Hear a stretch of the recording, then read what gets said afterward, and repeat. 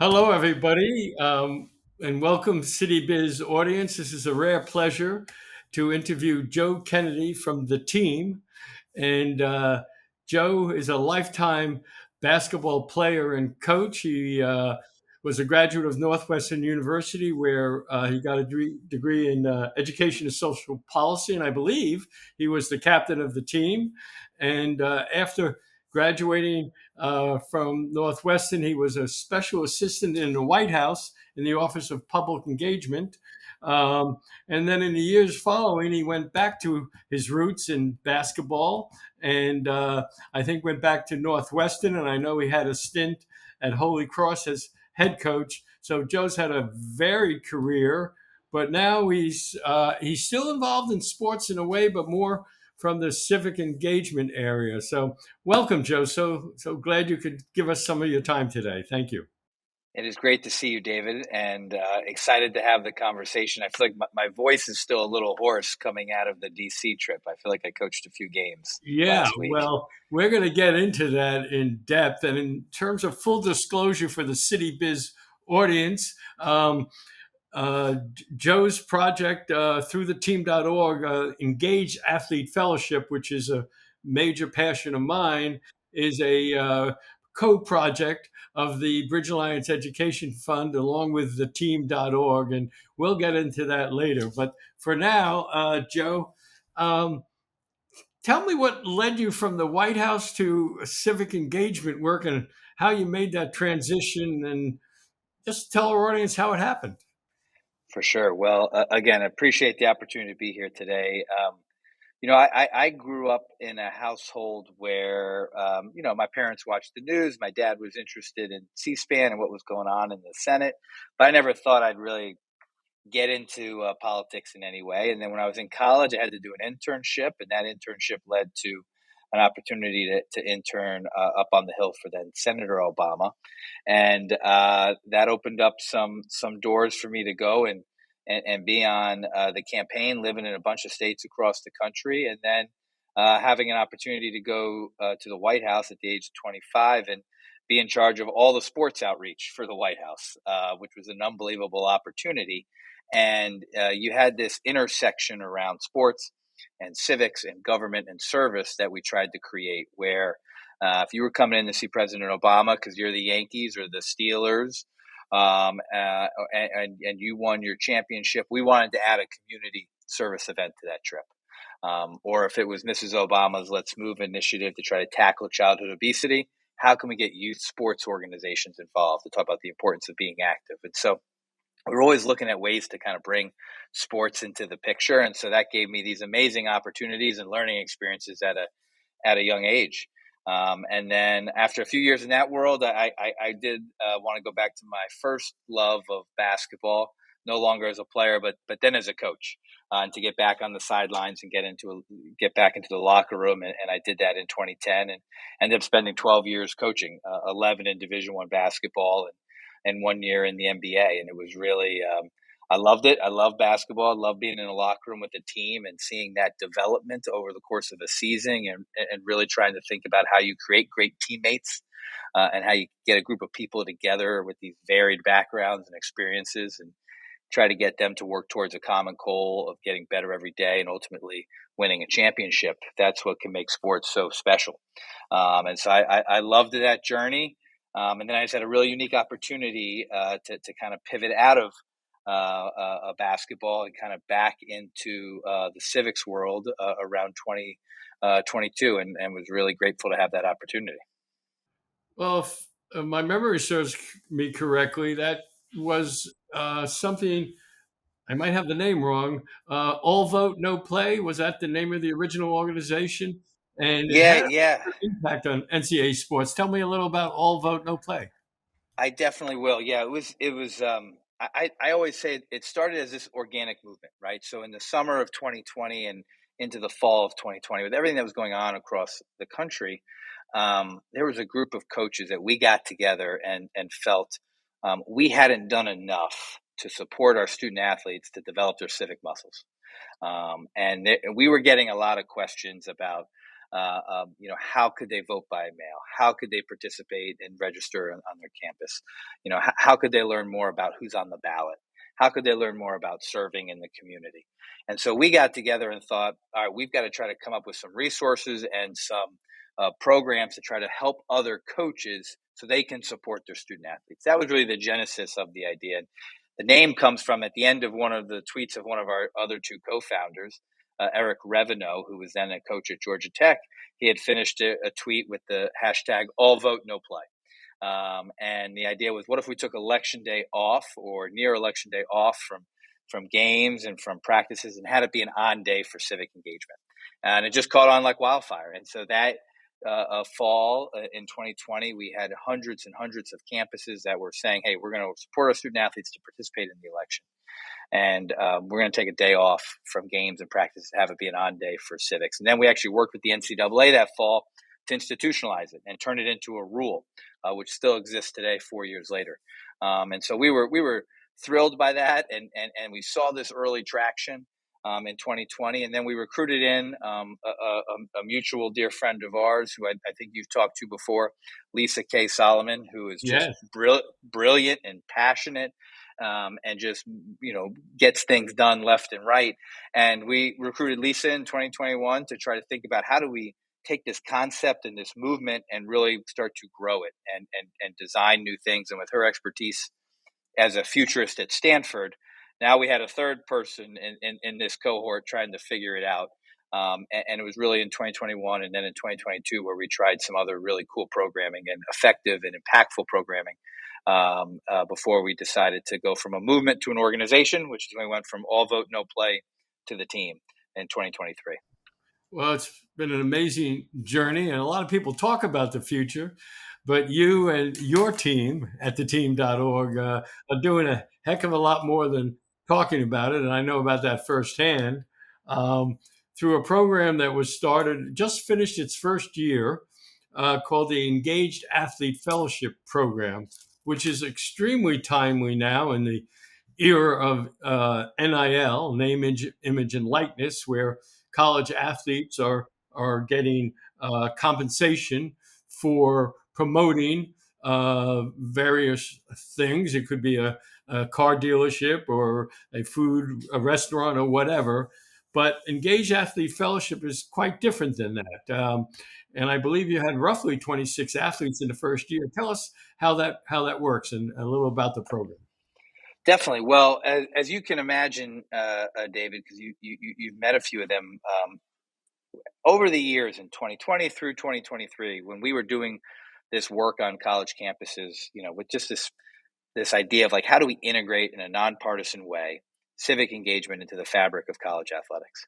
It's a life skill these athletes should be developing. And we work with athletes, we work with coaches, we work with administrators. So we work with all three of those groups that kind of make up the athletic department. But along that journey, we just met some rock star student athletes, just some young people that gave you a sense of hope and confidence in the future of our country because of their passion and their energy and their overall, I think willingness to try to go out and serve others. And so after doing some of that work, we really sat down as we were launching the team, and we wanted to develop a program that could run every year, that could really try to empower these student athletes, bring unbelievable resources to the table for them. Think about this new age of athlete empowerment as transformational, not just transactional. And so if we could bring some resources to the table, we could give them some opportunities that would not have been allowed for them to participate in 4 or 5 years ago. We should build a program that we can do that, where athletes apply, and we can ultimately develop a premier civic leadership program. And so, like you said, we just finished up year one of the program. We had 25 athletes in the program. We had 60 kids apply in 3 weeks back in June of 23. We interviewed them. We got them into this first cohort. We did a civic leadership training on Zoom calls that was developed by one of our co-founders, Lisa. We ended up doing unbelievable outside speakers came in to talk about professional development with these athletes. Secondly, we mentored them and supported them in pulling off some impact projects in their campuses. What's a civic project or a community service project they were passionate about, and how could we support them in that? How could we mentor them in that, help them develop a budget, and then ultimately give them some resources. So if they wanted to buy pizzas or T-shirts, or they needed to rent a bus, that wasn't an obstacle to having a really impactful moment in their community. And then third, we wanted to bring this group to DC. So at the end of the program, we could have a culminating event. You take 9 months to develop a team, you want to bring them together. And one thing about athletes is they understand how to work great together. And so by bringing this group together, get them in Washington, D.C. for 3.5 days, we were hoping, as you know, and planning and trying to figure out how could we design something that was really impactful and meaningful in their lives, to celebrate what they did, but also be a moment to really kind of hopefully rocket them off to the next chapter of their lives where they keep the momentum going and they understand how they can be a great teammate, how they can be an inspiring leader in their communities. And for us, if we can be a great teammates, we have teammates and leaders. The third piece is the citizen, right? And having them make that connection and continue to be an engaged citizen in their community after our program. And I think our DC event was a huge success, and hopefully we'll keep that momentum going about being a great teammate.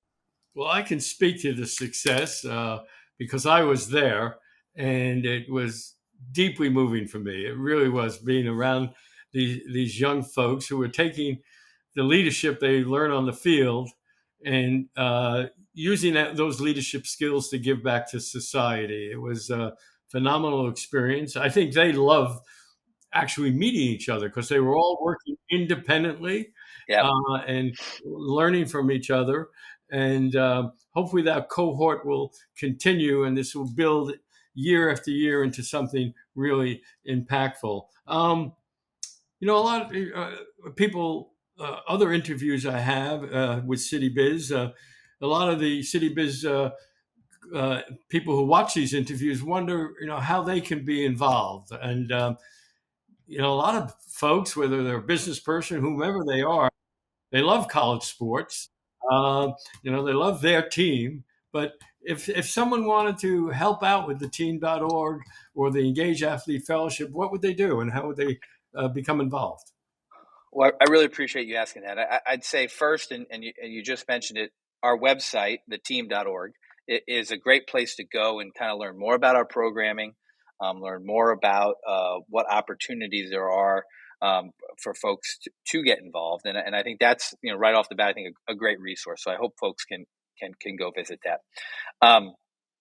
Secondly, if anyone who's listening, you have somebody in your world who is a current or a former student athlete, we always love to connect with them, and would love to have an opportunity to try to rope them into our network.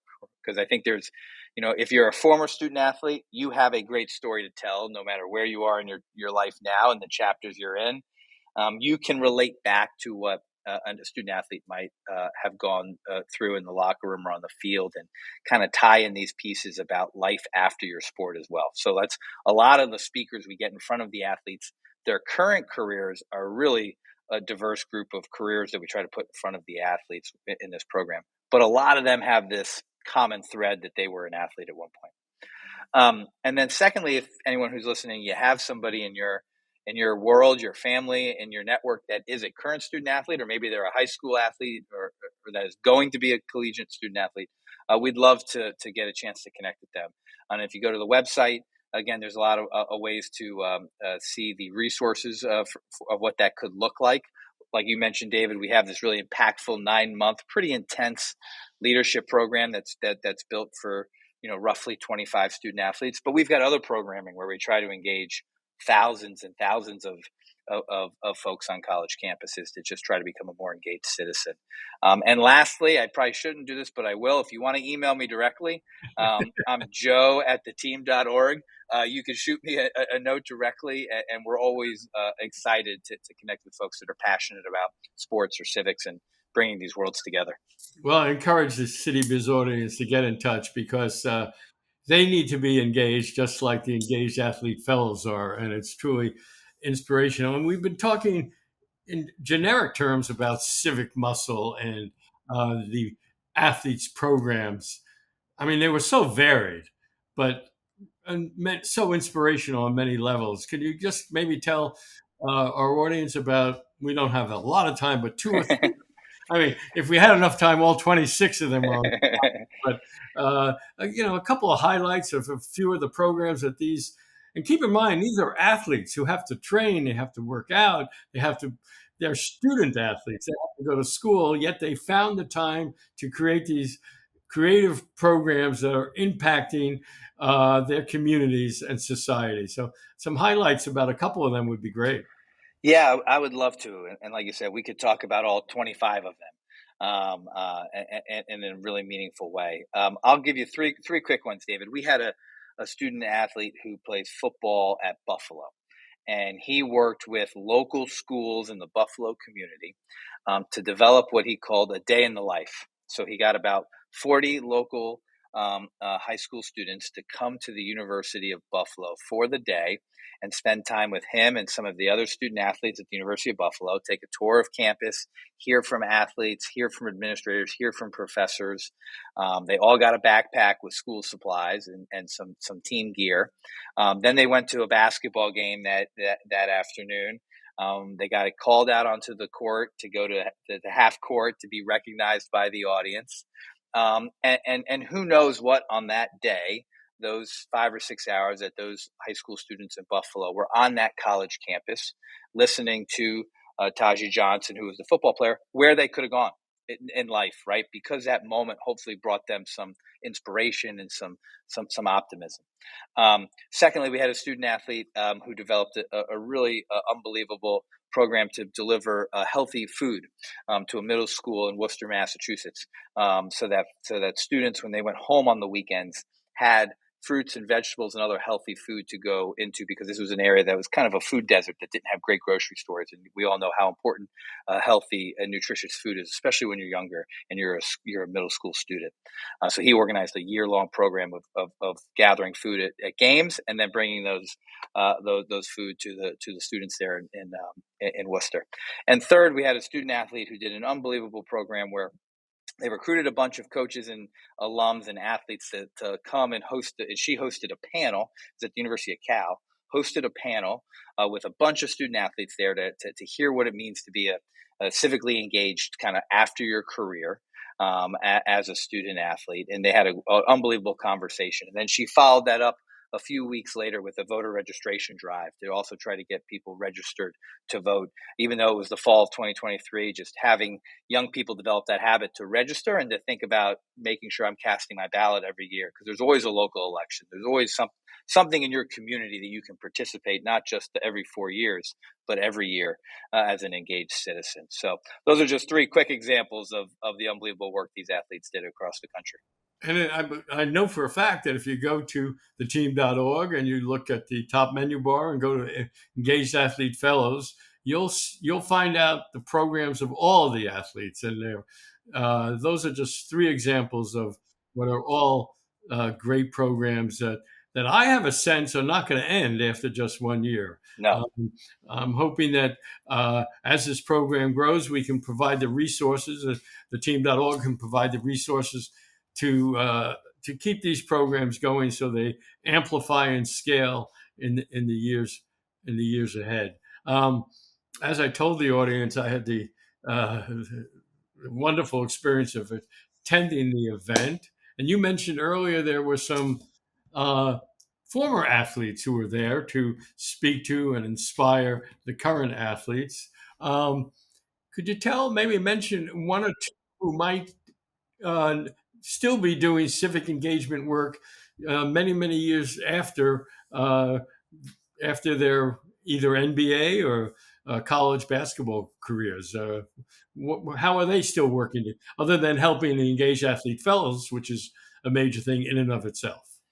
Yeah, one thing we tried to do at this event in DC, and we had this forum at the Microsoft Innovation and Policy Center, was bring together some really engaging panelists that have these backgrounds and deep rooted connection to sports, even though their careers might have taken them to different places outside of sports. And we had panels that had a real business perspective, and folks that have been more in civics or the civic world, the building movement world, or people that were in kind of the professional sports world, right? So we had Craig Robinson, who was a longtime college basketball player and coach, and worked in the NBA, and now runs our coaches association, and he could kind of give his perspective about kind of a lifetime in sports, and having a civic mindset and using your platform as an athlete for good. We had Kim Stone, who's the CEO of the Washington Spirit, the professional women's soccer team in DC. This is a new team, and caring deeply about the issues that their athletes are passionate about. And Kim's got a 30-year career in professional sports, and thinking about how, as a business and as a professional sports team, you think about your community engagement and the civic responsibilities that those organizations had. We had an entire panel of business leaders, from Travelers Insurance to Tegna Media, to the former senior VP for the Bucks, and someone who also teaches at the Georgetown Business School. And it was interesting to hear their perspective about for current companies, and how critical it is to take to keep that top of mind about your employees, and the folks that you're serving with your products, about being a great community member, about being a great teammate. And I think that's what I think you also heard in a lot of these conversations, like what it means to come back to be a great teammate. It's not always about just what you want and your opinion and your team winning, but it's about how you're helping others, and how you're engaging others. And I think the forum left many, many people, out of the 125 guests there, plus our athletes, feeling a sense of hopefulness, and enthusiasm, and an optimistic message. And when you certainly hear these student athletes speak, I think you leave the room feeling optimistic about the future, knowing that they'll be engaged, and they won't be sitting on the sidelines. Well, I can attest to it. I mean, I'm proud to have participated in the event. And as I told the athletes, perhaps they will tell their children that they were in the room where this all started, in the room where it happened. And thank you so much, Joe. It was wonderful to talk to you again, and hopefully inspire our audience to become involved, either with the team, theteam.org, or any way they want to become civically engaged, just like these athletes have. So thank you, Joe. Appreciate it very much. Thank you so much, David.